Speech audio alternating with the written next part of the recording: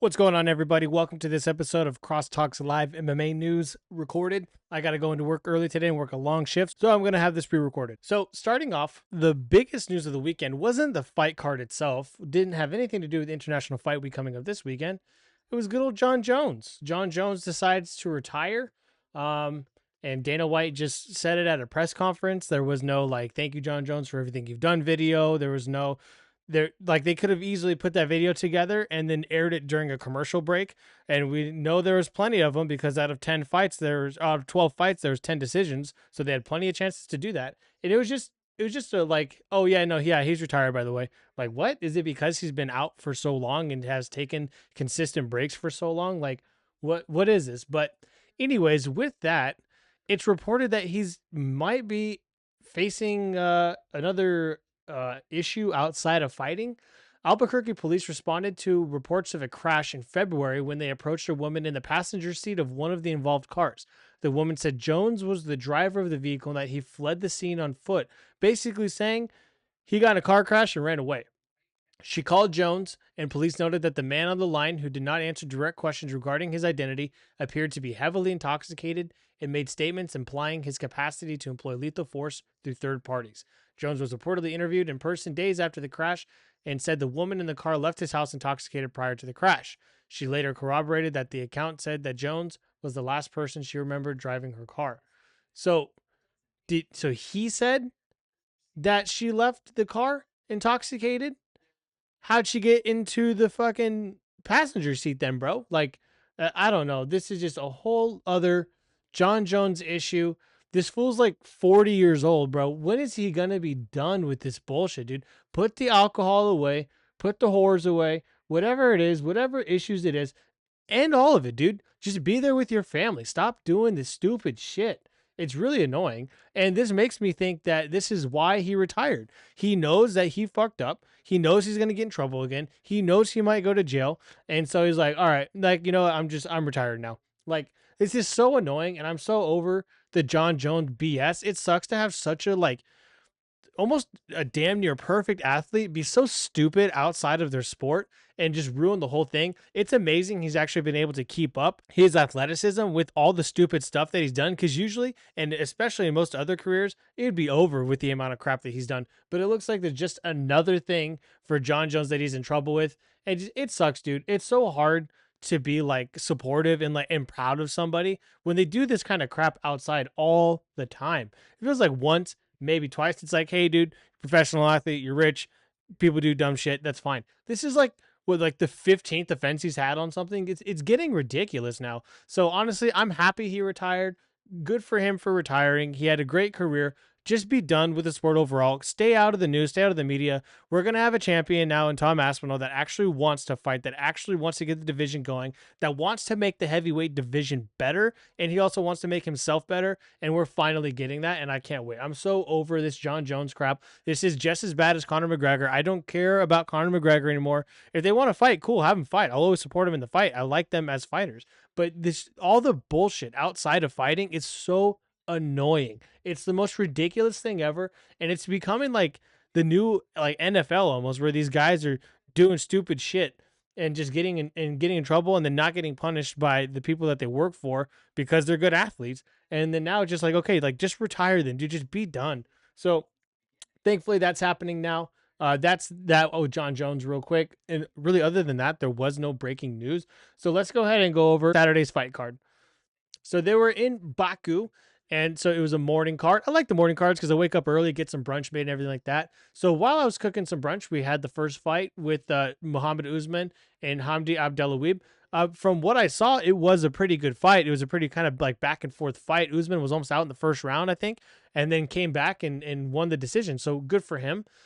He's on a win streak, but I think every single one of his wins, except for one, and I think that was in the Ultimate Fighter, was a decision. So I might be incorrect on that, but at the same time, come on, dude, we gotta get some finishes, man, especially in the heavyweight division. And if he wants to go somewhere, he's not that far behind Kamaru as far as age goes, and Father Time gets you all of them. So if he wants to be a champion, he wants to be known as somebody, he's got to get finishes. He can't be getting all these decisions. After that, we had Ulanbekov versus Askat Maksum. Again, I was cooking. I missed that one. It seemed like a pretty close fight. Another decision fight, though. After that, we had Irina Alekseeva and Claudia Segula. Another decision win. And then this one was like the first fight that I was actually able to sit down and like pay attention to full force. Zelenikova and Melissa Mullins. This was a really good back and forth fight. I was surprised that they didn't get any like performance of the night or fight of the night or anything like that, any bonuses, because both girls were fighting. Both girls were bloody. Both they were standing up on the ground. It was a good overall mixed martial arts women's fight, and good for Daria winning. Again, another decision fight. At least it was a fun fight, though. After that, we have Ismail Nurdiev versus Ju Young Park. Good for Ju Young. This was a decision again, but at the same time, he got poked in the eye like twice. He got an illegal knee to the head. He could have given up and said, "Nah, I can't see," and then taken the DQ in. He said, "No, I'm going to finish this fight." And he did. To be fair, they did take 2 points away from Ismail, but he deserved to have 2 points taken away. And honestly, they probably should have just called it a straight DQ. I think the doctor should have done that. But hey, man, Park said, "No, I'm going to fight. I trained for this. I came all the way here. I'm going to fight." And he did, and he won. Good fight. After that, we had Seong Ko versus Oban Elliott. This was a fun fight, but it was another decision, man. I want to see finishes. I don't watch UFC to see decisions. Nobody watches that. That's like why people hate watching soccer games, and because they end in a tie most of the time. I don't want to watch UFC fights every single weekend and have half or more than half, like anywhere near damn near 65% of the fights end in decisions. That's annoying. So I mean, good for the fighters for fighting hard and making it all the way, but just another decision for the main prelim fight. Now going into the main card, we had Mohamed Naimov versus Bogdan Grad. This fight started off really strong. I thought it was going to end literally in the first round. And yeah, it went to decision again. After that, we had Nazim Sadikov versus Nicolas Moda. This was another really fun fight. It finally, first time tonight, we had a win by knockout. And I thought Moda or TKO. I thought Moda was going to have him, and then he did everything he could to get that out of him. And then he was just gassed. He was so gassed. And then Sadikov kept up his defense, got caught, dropped, but he kept it up, kept moving, kept working, and worked through, and then won by TKO. That was an excellent fight. After that, we had Muzayev versus Orobali. This one was another good fight. Finally, a first round finish, thank God. And this was kind of near the end. And he had that nasty Kimura. Oof. But Dana said that he weighed in over 10 pounds. I didn't watch the weigh-ins this week. So over 10 pounds weigh-in, bro, you were lucky you were even able to fight. So like that completely just took away the awesome win that and fight that they were having. They were having a good fight, and then he kept taking him to the ground. He had a good stand-up. He kept getting clips in there on the jab, and then they would get Muzayev, and then he'd go and take him down. He got the Kimura. It was a deep Kimura. He could have broke it, and then the guy tapped. But the fact that he weighed in 10 pounds overweight, it's like, come on, man. We got to do better than that. And so one of the non-decision fights was won by a guy that weighed in 10 pounds overweight. So it honestly, I don't even, it's hard to even want to count it. After that, we had Curtis Blades versus Kuniev. Curtis Blades won by decision. Okay, another decision. I'm happy for him, but okay, come on. And is it just me, or did he look small? Either the other guy just looks way bigger, or Curtis Blades just looks smaller. He did not look 248 in my opinion. After that, we had Rafael Fiziev versus Ignacio Bahamondes. This was a really fun fight. I will give that. It was a decision again, which sucks, but it was a fun fight. I will say that. Good for Rafael Fiziev coming off another loss to Justin Gaethje, getting that win. That's good. And I would say that Fiziev needed it to just like, A, it was in his hometown, and B, just to kind of get back on that win streak, because I think he takes pretty long breaks in between his fights. And in the main event, we had a fight with Jamal Hill versus Khalil Rountree Jr. that was promised blood. There was not much of it. This was literally like, what this reminded me of was every time Sean Strickland says they're going to go dick to dick and fight and punch, and they walk around. They did this most of the fight. Khalil Rountree Jr. did a good job. He played the smart game, which I understand. It's just not entertaining, man. And it sucked. And part of me feels like Jamal Hill, he's still hurt somewhere. He was not performing like a top tier athlete. He was slow on his feet. He was maybe he was just tired. I don't know, but he didn't look like the Jamal Hill from the Contender Series and one that went on that 5-fight winning tear. Ever since that first injury, He's not the same athlete, and it really sucks because I like him a lot. I like Cleo Roundtree Jr. too, and he proved that he does belong in the top 5. So good for him. I'm sure he'll move up to number 5 on Tuesday, and Jamahal will probably drop to rank 4, or I'm sorry, rank 6 or 7. So with that, that was the UFC Baku card. It was an okay card. I mean, I'll be honest, I wasn't too happy with it. Afterwards, I was like, dude, like I'm so ready for a nap now because most of these fights were not that good. And the ones that were good, like they were still decisions. So just like you still had to sit there through the fucking commercial breaks, through the whole thing.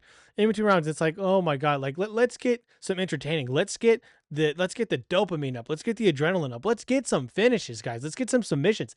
Anything that isn't a 5-round fight. Like, come on. Like I said earlier, people hate going and watching soccer games because 65-70% of the time the game ends in a tie. I don't want to sit there for 65% of the fight night and watch it go to decision. I want to see finishes. And I don't think most people would disagree with me. I think most people would agree with me, whether they're casuals or not casuals. Call me whatever you want. I don't really care. All I'm saying is you put the UFC we had from 2020 to 2023 up against like last year and this year. Oh, those cards spank these cards. Finish after finish after finish after finish. It was awesome. This upcoming week, though, we'll go here. I'll transition into what's coming up this week. We have UFC 317, Ilia Topuria versus Charles Oliveira. I can't wait for this fight card. This fight card is stacked. I'm really excited for it. And oh man, I'm hoping for some finishes. Let me tell you. So let's go ahead and get started. I'll go ahead and do my predictions right now since we're here. All right. So in the first fight for this upcoming Saturday, we have Nico Price versus Jacoby Smith. I like them both. I think Nico Price is coming off of a suspension from like 2 years ago or something like that. So I want him to get a win to get back in the win column. After that, we have Jonata Deniz versus Alvin Hines. This is a heavyweight. Okay, these are 2 new heavyweights, or newer heavyweights. I'll go with Hines on this one. Let's see what he's made of. After that, we have Cedricus Dumas versus Jackson McKevy. Didn't this guy just fight like a month ago? I'll go Cedricus Dumas. After that, we have in the start of the prelims, we have Terrence McKinney versus Borkachev. That's going to be a close fight. I'm going to go with Terrence McKinney. In the women's flyweight, we have Viviana Arujo versus Tracy Cortez. I will go with Tracy Cortez. After that, we have Haider Emil versus Jose Miguel Delgado. I'll go Emil on this one. After that, we have Jack Hermanson versus Gregory Rodriguez. I feel like this guy just fought recently too. I'll go with this is a tough one. I'll go with Jack Hermanson on this one. Yeah, I'll go Jack Hermanson. Starting off the main card, we have Peyton Talbot versus Felipe Lima. I'll go Peyton Talbot. After that, we have Brandon Royval versus Joshua Van. Joshua Van coming in on 2-week notice. I like Royval, but I'm going to go with Joshua Van. After that, we have Beneil Dariush versus Renato Money Moicano. This is a great fight. And actually, I think I wanted them to fight. A couple months ago, I put together like my own International Fight Week card that I wanted, and I think both of them were on it. So I'll go back through and see, and I'll do a separate video on that. So I'm going to go, oh man, this is tough. I think Dariush's time has come and gone, but I'm going to go with Beneil on this one. I'm going to hope for him. In the co-main event, we have Alexandre Pantoja versus Kai Kara France. I think it's Kai Kara France's time. Pantoja is a great fighter, and I will not be upset if he wins. I will be happy for him, and I hope he continues his title defenses, but I'm going to go with Kai Kara France on this. And then in the main event, we have Ilia Topuria versus Charles Oliveira. I am kind of surprised he's ranked number 3 in the 155 division, given that he's never fought there, but I'm going to be going Ilia Topuria, round 3 knockout. Let's get it done. Let's get some finishes in this fight card. We've gone weeks after weeks after weeks of decision. So come on, guys. Let's get this International Fight Week going. Let's make people happy. Let's make them excited. Let's get some finishes within this fight card. So as I said a minute ago, when they weren't announcing the UFC 317 International Fight Week, I think it was like March, and typically by then they would have announced it, or maybe it was even April. I put together my own international fight card, and I'm going to go back through that video. I'm going to see who I'd put on that card, and I'm going to see who's actually on the card. I'll do a separate video of that as well, just going over like the matches that I had made versus the matches that were on there.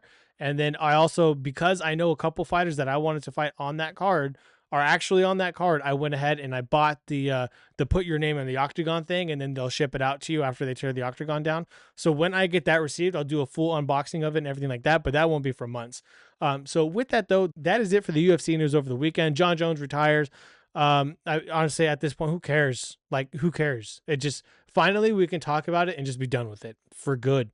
So anything I see with him be like, oh, John Jones speculated to come back. John Jones says this, John Jones says that. I don't care. Let's get this fool on an AA program, get him to stop drinking, get him to stop doing drugs, get him to just like now live his life. He lived a life of partying since he was who knows how old. He's clearly still doing it. Let's get him to live his life with his kids and his girl and his family and just ride off into the sunset, being the champion, being one of the best that has ever been in the sport, and just let's let it go. And then we also went over the Baku fight card with 10 out of 12 decisions. That was awesome to watch. And now we also just went over and predicted the outcome of UFC 317 coming up this weekend. Go ahead and let me know down below of who you think will win UFC 317 this weekend. Let me know what you thought about last weekend's fight card and so on. Thank you so much for clicking on this video. I hope you have a great rest of your day, and I'll see you guys throughout the week. Peace.